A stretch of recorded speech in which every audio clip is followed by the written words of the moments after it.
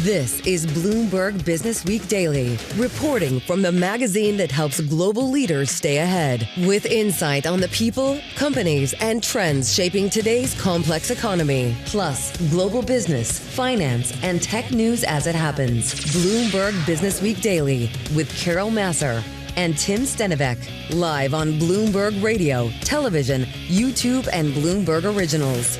And a very good afternoon, everybody, across Bloomberg platforms. Carol Massar, Tim Stenovec, live here at Bloomberg headquarters in New York City. It is Thursday, February 26th, kind of a Friday, but we got a lot going on, especially, our focus still on Nvidia. Yeah, look at the S&P 500, which is down 0.8%. Nvidia down 5.3%, the biggest drag on the S&P 500 and the NASDAQ 100 right now. But on the S&P, Carol, it's responsible for 29.5 points of the decline. Yeah, it's big. I mean, this is what happens when you're the largest market cap company in the world. We're going to get into Nvidia. I mean, 73% surge in fourth quarter revenue, more than a 75% adjusted gross margin. I mean, what gives? Not enough? Well, it was supposed to be a blowout quarter. Well, it kind of was. But it has to be beyond blowout, at least for the guide. Those whisper numbers kind of matter and things like this. I mean, like Ian King told us yesterday, we do this every quarter. And if they don't knock it out of the park, like beyond the park, then it's a challenge. Well, investors not impressed. Hey, we're going to talk a lot more about Nvidia. Also, we just want to point out 30-year mortgages, that rate falling below 6% for the first time since 2022. So in a while, that is kind of some of our backdrop. So we're going to get more on the trade in just a moment. Speaking of Nvidia, though, semiconductors, that global race underway with someone who actually, I think many would say, kind of had a good handle on what was to come. Predicted the future, maybe you might even say. Yeah, he wrote the book back in 2022. Chris Miller is the author of Chip War. He's going to stop by in just a few minutes. And then from Hillary Clinton to Davos to the president, meaning President Trump, our roundup on figuring out the impact of Jeffrey Epstein. It feels like every day there is a drop of new stories, connecting the dots. Yeah, and then we talk a little bit about health later this hour. Yeah. The top cause of death for women in the U.S. and the unique challenges that are around it. That's a little later this hour. The gaps between men and women, especially when it comes to healthcare, is very evident when it comes to this. Hey, first up, though, let's get a check on that trading day on this Thursday and some of your top business stories. Here is Charlie Fallon. All right, thank you very much. Stocks lower across the board. Do want to begin with a developing story headline right now off the Bloomberg Professional Service. The smartphone market is set to fall 13% because of the memory shortage. Now, this is according to the latest numbers from IDC. It sees 1.1 billion smartphone shipments this year. That number is down from 1.26 billion. We're looking at a rout in chip makers today with the Dow, the S&P, NASDAQ very much in the red. Let's also throw in the Bloomberg Mag 7 index and the SOX. Philadelphia Semiconductor Stock Exchange Index down 3.7%, keeping it all in context. S&P down 55 right now, down 0.8. We've got the Dow lower by 0.1%, while NASDAQ is down 1.5%, and the NASDAQ 100 index also down by 1.5%. 10-year yield 4.02% with a 2-year 3.44%. Gold up $19 the ounce, up 0.4%, 51.84 the ounce. West Texas Intermediate crude oil up 0.5%, 65.74 a barrel as traders keep an eye on the latest developments in and around the Middle East. Nvidia lower after earnings, down now by 5.1%. Salesforce after earnings up by 3%. Sources tell Bloomberg President Trump plans to meet New York City Mayor Zohran Mamdani at the White House. This discussion is expected to touch on housing. The meeting is expected to include a conversation about funding for specific housing projects. Again, recapping, stocks lower, S&P down 0.8%, Nvidia down by 5.1%. Bloomberg Businessweek Daily continues now. Once again, your hosts, Carol Massar and Tim Stenovec. All right, Charlie Pellet, thank you so much. Carol Massar, Tim Stenovec, live here at Bloomberg headquarters in New York City. Hey, we've been watching a lot when it comes to what's going on in the world of Jeffrey Epstein, the relationships, as everybody seems to try to connect the dots. On that, former Secretary of State and former First Lady Hillary Clinton, in a closed-door testimony deposed by committee staff of a House committee investigation on Jeffrey Epstein. It happened in Chappaqua. It's in upstate New York. It's where she has a home with her husband, of course, former President Bill Clinton. He is set to face questioning on Friday. Meantime, House Democrats today demanded President Trump follow the Clintons in testifying to congressional investigators on ties to the disgraced financier Jeffrey Epstein. We do want to head to the the Bloomberg News Washington, D.C. Bureau, and to Jamie Tarabay. She is Bloomberg News national security reporter. Jamie, good to be checking in with you again. A lot continues to come out around Jeffrey Epstein and any ties to people with a convicted pedophile. His relationships, unwinding what is significant or what is just random is the process that you and I feel like the rest of the world is kind of dealing with today. Tell us a little bit about the process before we get into some of the news events of the day. Well, so the Republican majority of the Oversight Committee has been sending subpoenas to all kinds of people who might be tangentially related or directly connected to Jeffrey Epstein and his sort of web of finances that help fuel his sex trafficking operation. People who have already appeared before the committee or have sent in sworn statements include former Attorney General Bill Barr, James Comey, and last week we had Les Wexner up in Ohio getting grilled by Democratic staffers of the committee. So this time it's the Clintons. They had been putting off or trying to. They wanted to have a public deposition or a public hearing because they said they had nothing to hide, and because the committee basically said, we will hold you in contempt if you refuse. And they suspected that the Democrats in the House would have actually agreed to pass a vote of contempt. So the Clintons eventually yielded, and here we are. It's not the first time a former president has been called to answer to a subpoena post-office, but it is very, very rare. Do we have any information at this point about what, and the former president is scheduled for tomorrow, but do we have any information about what the Clintons have said or plan to say thus far? Well, Hillary Clinton released a statement this morning. She was very defiant about sort of the need to have her come out and do all of this. She basically had said that she'd sent a sworn statement in January that she had never met Jeffrey Epstein. So there was really no reason for her to be talking. She said this was just basically a sideshow to distract from President Donald Trump. So it's very interesting because the Republicans for the committee have said that they expect today to be a very, very long day and that tomorrow will be even longer. So what they're going to do regarding their questioning of Hillary Clinton is going to be really interesting. There are obviously some very rare connections of her with Ghislaine Maxwell, the sort of the former girlfriend, companion of Jeffrey Epstein, who's serving her own jail sentence at the moment. She, in fact, attended Chelsea Clinton's wedding as the guest of a friend of the former president. So that's at least one instance where they've crossed paths, and Jeffrey Epstein and Ghislaine Maxwell had some workings and participation in the Clinton charities. So that will also come up as well. But she's very her statement was very defiant. She said, "We have tried repeatedly to answer your questions. You really want a sideshow. You want a political circus," and they're basically seeing it through a partisan lens, and that's really how they're treating it. Jamie, one thing we want to ask, and this was a story of yours, I think you had one earlier in the week and then kind of an update today, that House Democrats are demanding that President Trump testify to congressional investigators on ties to Jeffrey Epstein. We should point out that both President Trump and the Clintons have denied any knowledge of Epstein's criminal activities. As for President Trump, his name comes up a lot. I don't think, we all know in the Epstein files. There's also been a lot of attention to some reporting by NPR to this past week when it comes to President Trump. Tell us more about why Democrats want President Trump to testify. Well, as you said, and this is something that the ranking Democrat, Robert Garcia, said today. He said the only person whose name, well, maybe not the only person, but one person whose name comes up more often than President Bill Clinton is President Trump's. And so he would like to see President Trump now also appear before the committee if President Clinton can do so as well. They also said that they believe that they saw 50 files or records related to this case involving a woman who was a minor when she alleges that the president abused her in some way. We don't have details of that.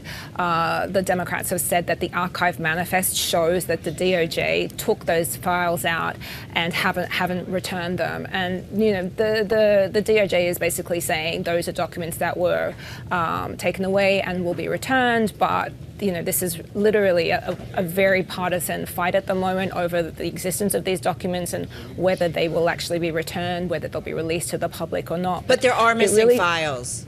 There are missing files according to the reporting and according to what the Democrats are saying. The DOJ says that the files are not missing. They have been removed for particular reasons. So, this is such a political story in so many ways. What was very interesting was that when reporters asked the Republican chair today whether President Trump ought to be brought for questioning as well, he didn't close the door on that possibility. And one thing that I thought was really interesting is that he himself, Jim Comer, the chairman of the committee, said that there was a possibility that the name of Howard Lutnick, the current Commerce Secretary, would come up today. And Representative Nancy Mace, who's a Republican, said that she was expecting to ask questions regarding Howard Lutnick as well. So it's just really curious what's happening today. And we're watching the same as everyone else to see what develops.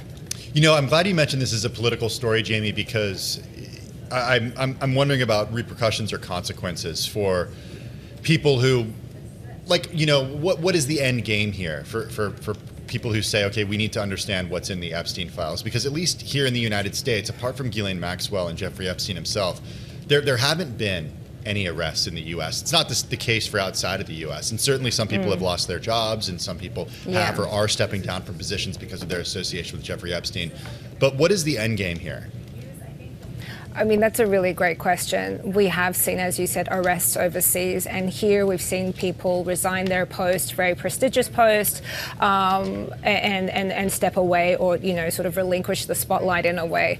The problem with all of this is, it becomes this whole, the accusations of a cover-up that really start to take steam because if these files haven't been released en masse, unredacted, then why is that? And you had elements within the Trump administration who, prior to coming into government, were very forceful about having those files released and to have that kind of transparency and scrutiny. And now they're really kind of pulling it back. You remember that FBI Director Kash Patel testified in front of a congressional committee saying that he didn't see any evidence of anyone else being involved in the Epstein trafficking operation. And so now there's discussions about bringing him back to sort of speak to those statements.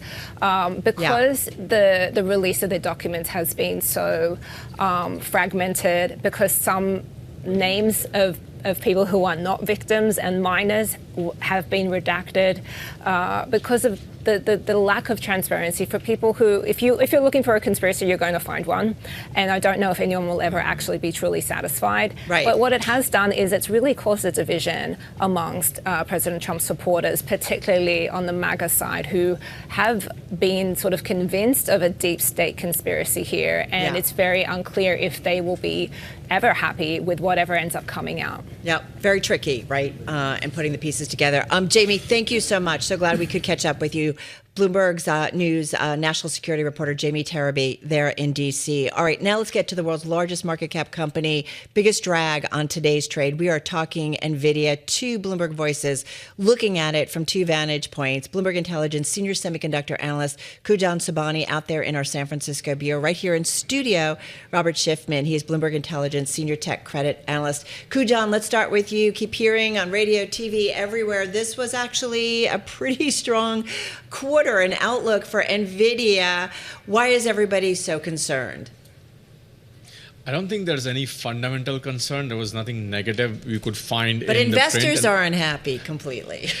There is. I think it has a function of AI fatigue in the market. So if you look at the top 5-7 customers who are driving all this revenue, they all got punished because of raising higher capex spendings, right? So you can't have it both ways from an investor perspective. Like if they don't like the high capex spending, the company that's capturing a lot of that would also likely not get rewarded. Also, like you said, it's a $5 trillion company, right? A lot of this story has been digested and absorbed and analyzed. So there's also that wanting for a brand new catalyst factor, which I guess was not there from the earnings. Robert Schiffman, come on in here because like Kunjan, you look at this from the credit perspective too. You look at Nvidia in the context of the other companies too, and obviously the customers as well. How do you view the earnings? What story did it tell to you? Yeah, sometimes I feel like I'm living in a bizarro world. Why? This might have been the greatest print in the history of the stock market with the greatest guide. And we're in a market, at least an equity market right now, where nothing is good enough. A lot of people are long this name. It's $5 trillion equity market cap. Where do you find the next buyer? From a credits perspective, spreads are tighter this morning. It's not a huge float, but tighter. Nvidia got upgraded earlier this year, and I think they're going to be the next AAA rated name. So, what do my customers think? I think they think everything's fine. They're worrying about other names. Nvidia is not one of them. No signs, though, of credit stress. Let's broaden out in terms of hyperscalers, like tapping the debt markets and so on and so forth. Any of it that shows any signs of stress or strains when you look at these balance sheets? What some see as stress in terms of borrowing money to build AI, I see as opportunity. And I think that's what the leaders of all these hyperscalers see as well. Opportunity to buy their and own their debt and be part of this? No. What? They're building the future. They're investing capital into cash flow generating assets. The problem is it takes a lot of time up front to build it before you start seeing the returns. So right now, all we're seeing is the spending. No one's actually seeing the returns so far. Again, I would argue that if you actually look at the first quarter prints for all of these names, whether it's Microsoft, Meta, Alphabet, they had all had record highs, and they're all guiding even higher, all with double-digit top-line growth. So I think there's a dichotomy between the equity markets and the credit markets. The credit markets are fine. We're actually hearing about a wall of worry, a dystopian world where we're all going to be walking around with robots and rocks. And quite frankly, I think that's news that sells, and I don't see it. The credit markets don't see it. And if these companies have more bonds to sell, there are buyers out there. But to be fair, and Kunjan, come on in here, that part of the dystopian world is the promise of this technology actually succeeding. So to Robert's point, what would make you say, okay, we've gone from the place of spend, where these companies are spending money, to actually seeing the returns? What do you need to see in order to say we've gotten there? I think we are seeing the return, is just like Robert mentioned, we are seeing a return from all of these names. Look at their earnings, look at their AI-driven earnings. In a lot of places, I know the data is too early, and you cannot still justify a token dollar spent to a dollar of revenue captured. But when you dig deeper and look at their key metrics, I mean, Salesforce also announced a new metric that they created to justify token usage to how an agentic task gets done. So we are seeing a lot of data points here, which is driving higher and higher revenue, driving higher and higher productivity for a lot of these companies that are spending money. But it will take time. And, interestingly enough, we did get Salesforce earnings after the close. The stock's up about 3.5%. I mean, we're seeing some outperformance. The worries about the software space and so on and so forth, and forgive me, I only got about 25 seconds. Robert, any stress there? I mean, are there going to be some winners and losers? I think down the credit curve in high yield land, there will be some stresses. But high-quality names like Salesforce, what did they announce yesterday? A $50 billion stock buyback. That does not show any stress in the credit markets. I think these markets continue to remain strong, and everything these companies are saying are actually pointing to that. All right, we got to leave it there. Guys, thank you so much. Really appreciate it. Certainly one of the big, important companies of our universe at this point when we think about Nvidia and just that whole tech AI world. Kunjan Sobhani, Bloomberg Intelligence Senior Semiconductor Analyst, and of course, Bloomberg Intelligence Senior Technology Credit Analyst, Robert Schiffman. When we come back, a little bit more on semiconductors with someone who seemed to call the future. It's 2:21 on Wall Street. We do check markets all day long here at Bloomberg. Just getting word from FedEx that it's going to give any tariff refunds issued by the Trump administration to the customers and shippers who paid the duties in the first place. FedEx shares up now by 1.5%. A decidedly mixed market right now. Yes, the Dow Jones Industrial Average giving up earlier losses, now higher by 51 points. That is a gain of 0.1%. Both the S&P and NASDAQ on the NASDAQ 100 index, they're in the red. Russell 2000 index of small cap shares gaining now by 0.2%.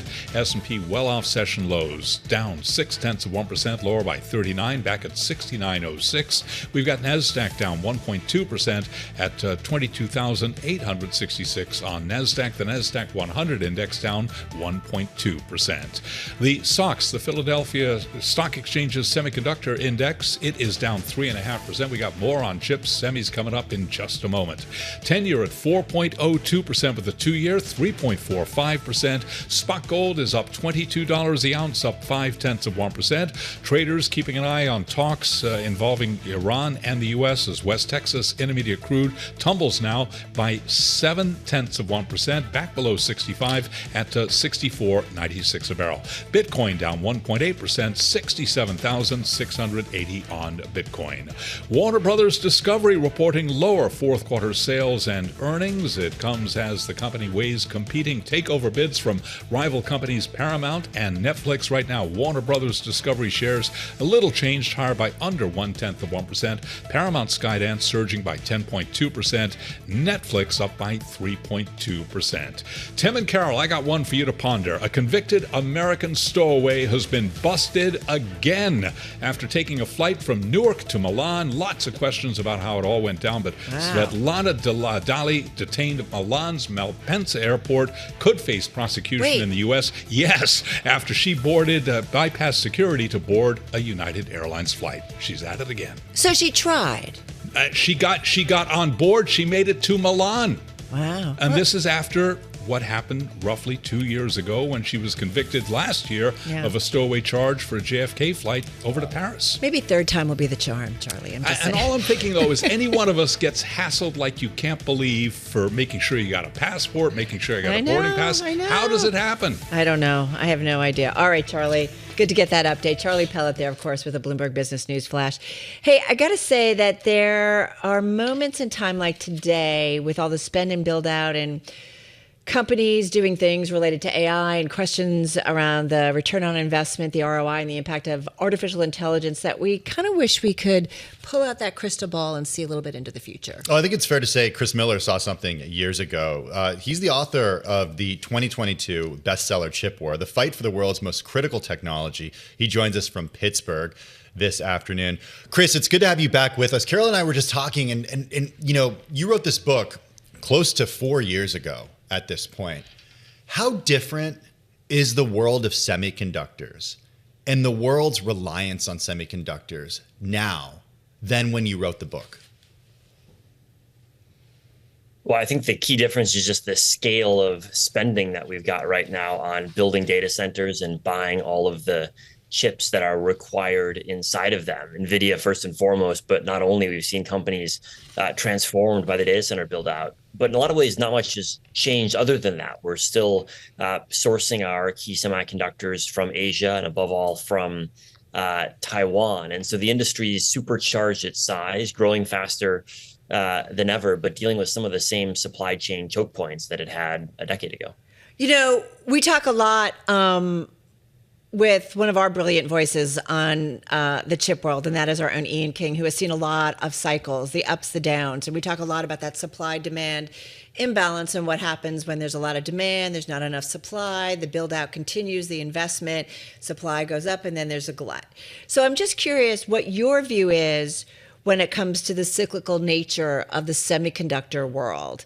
Has AI changed it, or we will see also an overbuild, an oversupply, and then a glut? I think if you look historically, certainly you see cycles up, cycles down. But there are moments when you see step changes in terms of demand for certain types of chips. We saw that with smartphones, for example. There was no demand for smartphone chips, and then now everyone needs a new smartphone every couple of years. And what we're seeing in AI right now is that type of step change, a huge increase in just the baseline amount of chips that we're going to need for data centers driven by AI. And so I think we shouldn't expect cycles to be over. Certainly there'll be ups and downs in the future, but it's now very clear, I think, that we're just going to need a lot more compute for AI purposes in the future. And as a result, we'll need a lot more of the AI chips that go inside of data centers. In your view, is the promise that many people think AI is supposed to deliver, will it actually be delivered? Like, what's the future that you envision after all this CapEx is spent?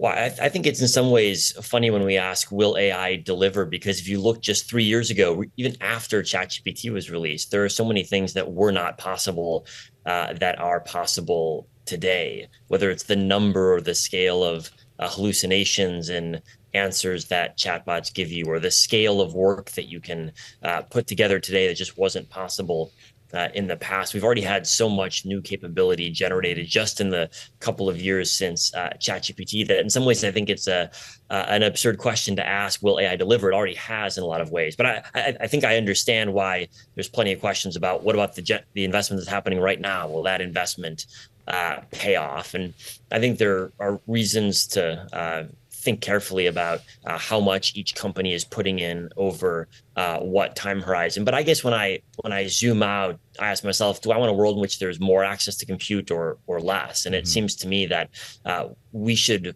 rather than being concerned that there's too much compute being put in the ground, be excited that there's actually companies willing to invest in the infrastructure that's going to deliver all of these capabilities. Well, I think it's an important question to ask for a few reasons. And one of those is because if you look at just the CapEx that these companies are spending, one company, $200 billion in a single year, that's a big commitment. And that's something that they have to convince investors that is money that is going to the right place. That's money that has to be earned back plus on companies coming to a hyperscaler and saying, yes, we think that this money is not only being well spent, but then we can use this compute to actually create a product that will provide a return on investment. So yes, we've seen a lot of the hyperscalers benefit, the Anthropics and the OpenAIs and the Mistrals, like that's amazing stuff. But at the end of the day, there are a lot of companies that are not necessarily technology companies that maybe aren't yet necessarily seeing an increase in productivity as a result of these tools. So my question is, do those companies start to see that? Do we live in a world where this is a layer, just like the internet was a layer of technology? I think there's no doubt that we're going to have AI as a layer that's embedded into all technology that we use. And when I look at the economic question, I say, first off, is it profitable to serve AI systems today? Not train the next generation, but serve today's. And if you listen to what's publicly reported about OpenAI or Anthropic, their margins on their inference business are not just positive, but quite good.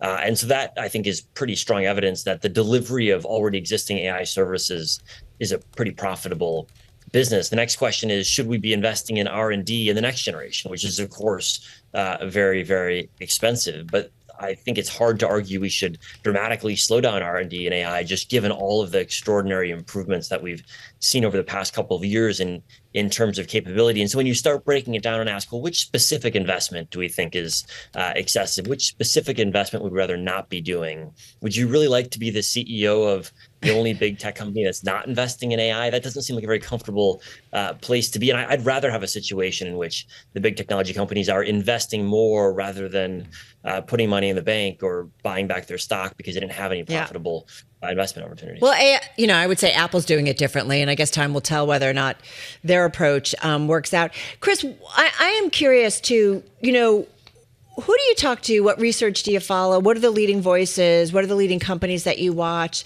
to figure out kind of how the semiconductor space is evolving? I mean, we still know TSMC is still the big manufacturer of all chips in the world, and there's geopolitical tensions to that. But give us an idea of where do you think kind of investors and just the world at large need to be focusing their their attention on when it comes to the semiconductor world? Is it Nvidia? Is it China? Is it something else? I think the hard problem is that it's all of the above, and we've seen this play out in the GPU supply chain over the past couple of years, where we've had shortages in different types of components, different materials, and the memory chips that go next to GPUs and AI servers. Each part of the supply chain has had to dramatically ramp up its production capacity to respond to this surge in demand. And so if you only look at one part of the supply chain, you miss the challenges that other parts are often facing. And so it's the chip designers, it's the chip makers, but it's also the materials suppliers, which are often not even thought of as being semiconductor firms, but produce many of the capabilities that are critical to actually manufacture the AI chips and servers that we need. Do you think the world, or do you think the U.S. specifically does need to be restricting sales of its most sophisticated chips to China or on others? I mean, we did see Nvidia, they still face some uncertainty in China. That's their largest market, or which it is the largest market for chips. The government granting some licenses to ship a small amount of some of its processors to customers there, but Nvidia is not sure if the Chinese government will give its approval. So there's still some back and forth here. But is it still an arms race of sorts? Well, arms race of sorts, excuse me. Yeah.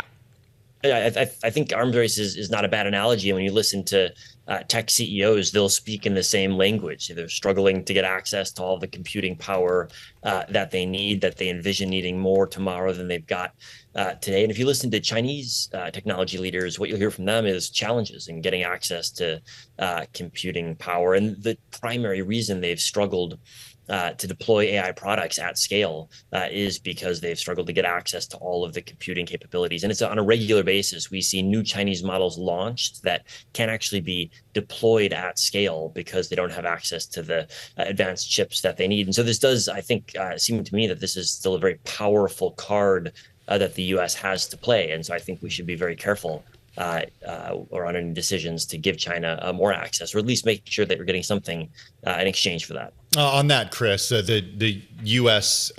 Support of TSMC and the U.S. support of Intel, different types of support, and I guess you could call the TSMC one encouragement to build here in the United States. What is the right industrial policy to reduce reliance on companies outside of the U.S.? Well, it's a really hard problem because TSMC is such a capable and efficient manufacturer in their home base in Taiwan. But I think the U.S. government is right to say that we need a more diversified manufacturing base for the world's most important semiconductors. I think we've learned over the last couple of years there's no silver bullet. President Trump's tried tariffs. That comes with obvious downside. President Biden tried subsidies. That worked to a degree, but only to a degree. Here's the reality. The chip industry has involved hundreds of billions of dollars of capex over the last several decades. And so it's just not going to move fast. And so if you want to slowly change the structure of where chips are produced, you've got to plan for years of implementation of measures designed to shift the economics of the chip industry.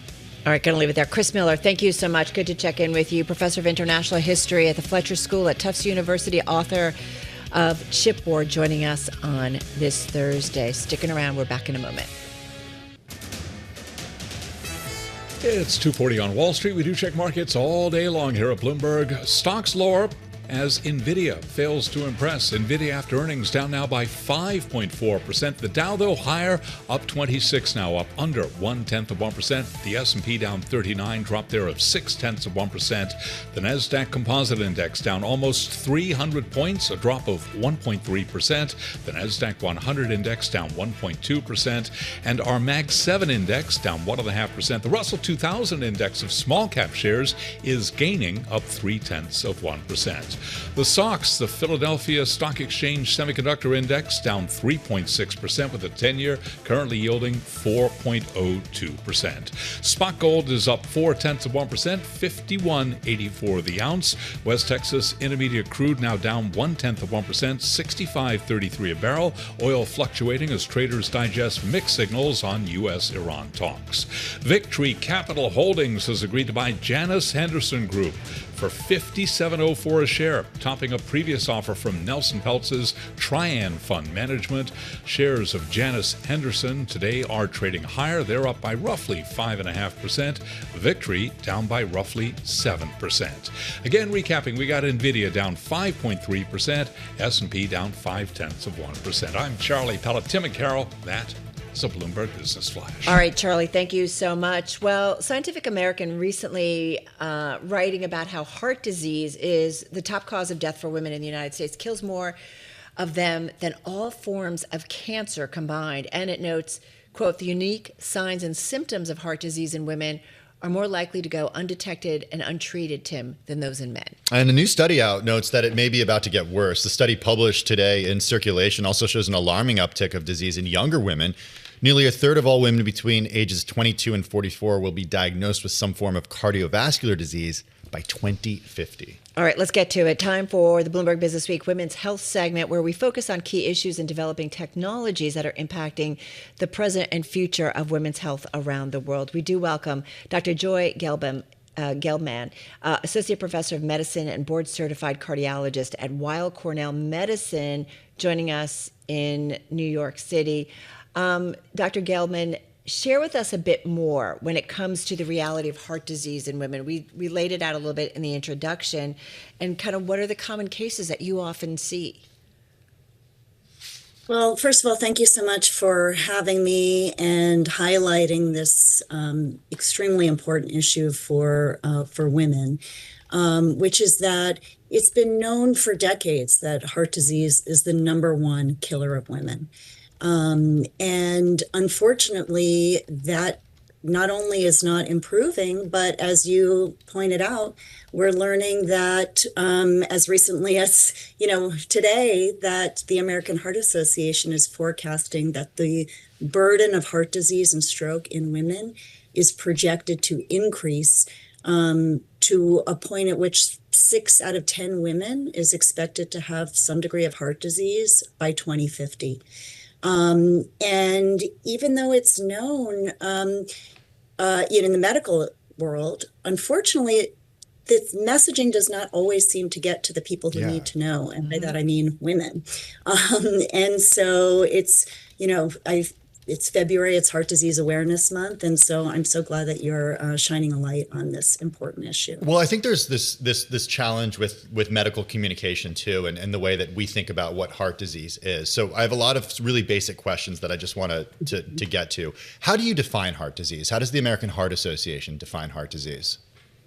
It's a good question. I would say that it's sort of an umbrella term that encompasses a lot of different conditions, ranging from coronary artery disease to heart rhythm problems to structure and functional problems of the heart muscle.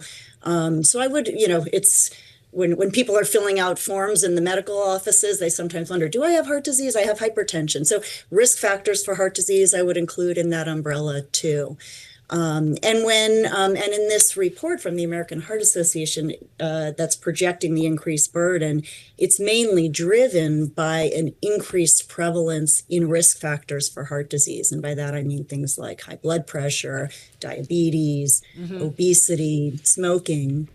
But one thing I will point out that there are risk factors that are actually specific to women that sometimes women don't always know, and sometimes even the doctors don't always ask about.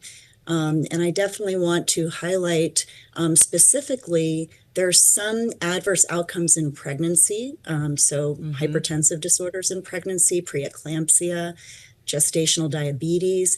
These are conditions that, of course, are specific to women that do increase their risk of heart disease down the road.